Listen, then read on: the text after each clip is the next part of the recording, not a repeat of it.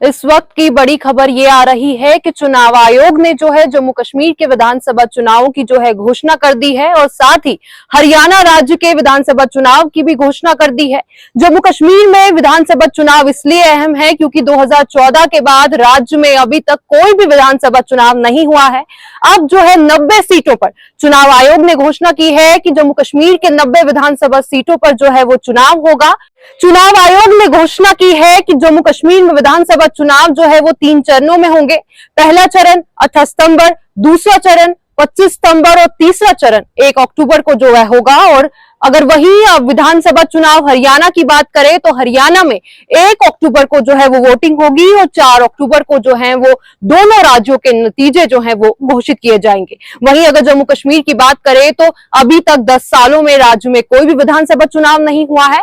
2019 में केंद्र सरकार ने जम्मू कश्मीर से धारा 370 जो है वो हटा दी थी, जिसके बाद अभी तक राज्य में कोई भी विधानसभा चुनाव नहीं हुआ।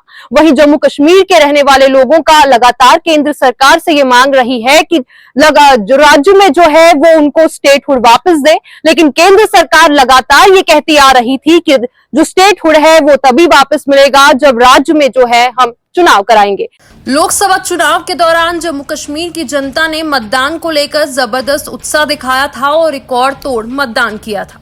जम्मू और कश्मीर में आम चुनाव के दौरान 58.46% वोटिंग हुई थी, जो पिछले 35 वर्षों में सबसे अधिक मतदान का रिकॉर्ड है। केंद्र शासित प्रदेश में लोकसभा की 5 सीटें हैं। नेशनल कॉन्फ्रेंस और भारतीय जनता पार्टी को 2-2 सीटों पर जीत मिली थी, जबकि एक सीट से निर्दलीय इंजीनियर राशिद को जीत मिली थी। जम्मू कश्मीर राज्य पूर्ण गठन और परिसीमन के बाद होने जा रहे ये पहले चुनाव 2014 के मुकाबले काफी अलग होंगे। जम्मू कश्मीर में पहले 87 विधानसभा सीटों के लिए चुनाव होते थे। जम्मू में 37, कश्मीर में 46, लद्दाख में 4 सीटें थी।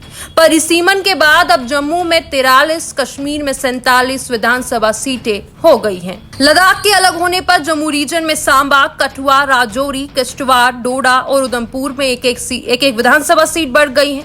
कश्मीर के कुपवाड़ा में भी 1 सीट बढ़ी है। लिहाजा इस बार इन 90 विधानसभा सीटों पर 3 चरणों में मतदान होना है।